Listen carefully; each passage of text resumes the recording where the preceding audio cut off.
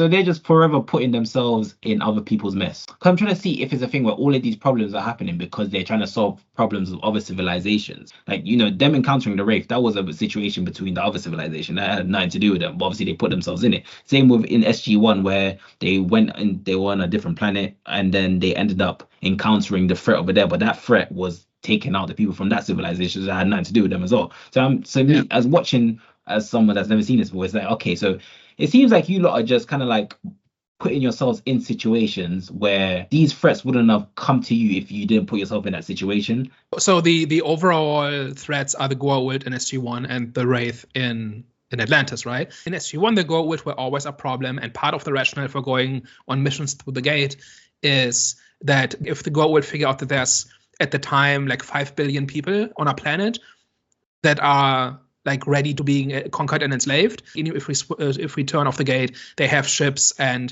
if they arrive before we are ready, they will conquer us. And so we have to prepare for that, and we have to fight against that. And that includes going out into the galaxy and making allies and stuff like that, okay. Right? Atlantis is a little bit different because they wake up the Wraith at the end of the pilot, right? Completely unintentional. So the Wraith are already the enemy of everybody, right? Because they treat everybody as food.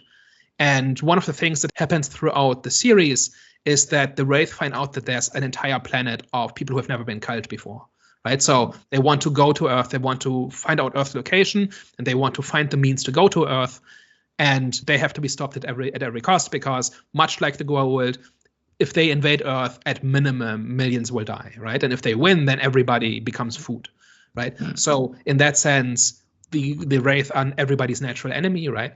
The status quo of season 1 of Atlantis is essentially that, there are 100 times as many Wraith as before, and they're all hungry.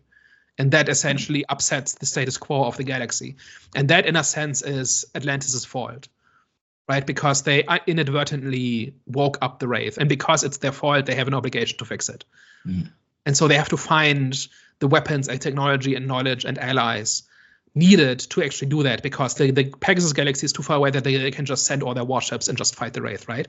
They kind of do that in the later seasons when that becomes easier. But initially, it's about, we're back to, it's a vast galaxy that we don't understand, and we have to go out to see what's out there so that we can find the means with which we can defend ourselves. And in the case of Atlantis, fix our mistake because we endangered an entire galaxy worth of people because we tried to do the right thing and it backfired on us. That's interesting. I like the whole kind of like finding allies to fight that one enemy, and then obviously while you're doing that has the knock-on effect where it's like, okay, now you're gonna have to deal with their issues before they can actually be your ally. So that is pretty neat. There's an episode in which the people who have the ancient gene have formed a feudal dynasty, essentially living like kings.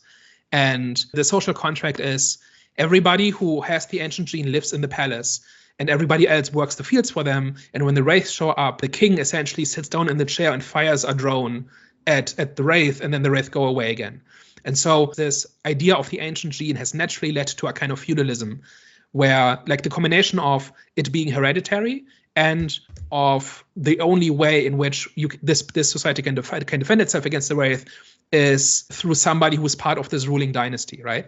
And so SG-1 essentially walks into it and says, look, we understand how this works. We can test for the ancient gene. This is not like a God-given right or something like that. We can explain to you how this works, and we can teach you how to defend yourselves. You don't have to be peasants in a feudal society. And so they do stick their hands into other people's business, but it's with the intention of trying to help, and sometimes trying to help backfires. Like this team, they generally just want to help people, and it's not actually to help. If you've made it into your Atlantis expedition and you've kind of been raised on like SG-1 mission reports, you want to be the hero, right? You want to save people, and you want to use your knowledge and your power to help other people.